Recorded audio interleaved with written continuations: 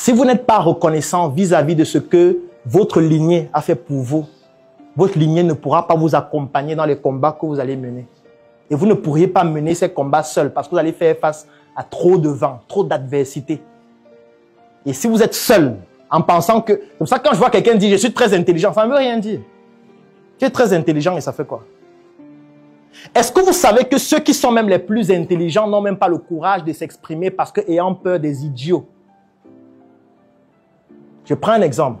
Il y a combien de personnes ici qui publient des vidéos sur Internet tous les jours? Et je peux vous rassurer que ce n'est pas parce que les autres ne le font pas qu'ils ne sont pas intelligents, non. Il y a certains qui ont peur de le faire parce qu'ayant peur de faire face à l'adversité. Pas parce qu'ils ne sont pas intelligents. Et tu as peur de publier ta vidéo, tu viens voir 100 commentaires et tu vois 2 idiots. Quelqu'un vient dire idiot. Et l'idiot là fait que tu ne travailles pas toute la journée. Toute la journée, tu éteins ton téléphone, tu dis ouais, j'ai fait quoi? Je voulais seulement partager mes connaissances. Comment les gens sont méchants comme ça? Ouais, pourquoi l'être humain est comme ça? Ce n'est pas une question de l'être humain. C'est que c'est comme ça. Moi, je connais des personnes qui ont fait une vidéo, ils ont vu idiot. Ils ont fait 7 mois sans faire de vidéo. 1 an. Ils ont même arrêté définitivement. Ils ont dit que non, mieux, je garde ce que je connais pour moi-même. Je vais causer seulement avec mes amis dans un cercle restreint. Là, au moins, les idiots vont être contenus. Vous voyez que là, c'est déjà une question d'énergie. Parce que si tu n'es pas capable d'être stoïque pour faire face à l'adversité, du coup, tu ne pourras pas déployer ton talent parce que ton énergie n'est pas suffisamment préparée à le faire.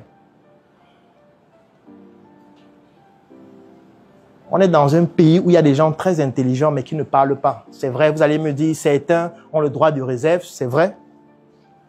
Mais ils ne sont pas nombreux, ceux qui ont le droit de réserve. La plupart n'ont pas ce droit de réserve, mais ont juste peur de faire face à l'adversité.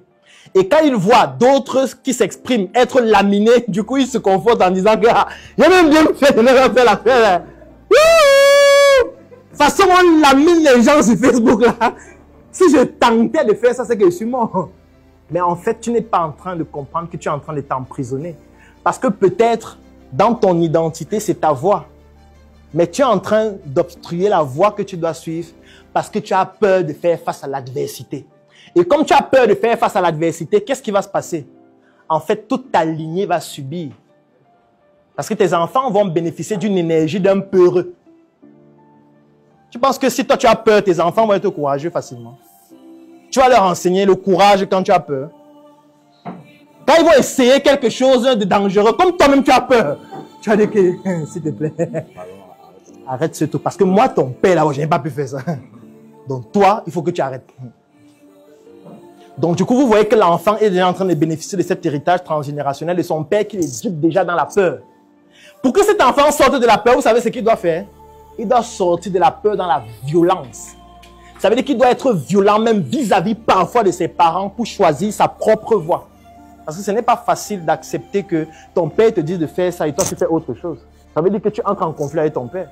Et ça sera violent puisque ton père va te bloquer parfois des routes, va te bloquer les ressources, va faire tout pour que tu puisses subir le choix que tu viens d'avoir. Donc tu vois que même pour couper seulement avec ton père, c'est violent. Combien de fois avec toute ta famille? Combien de fois?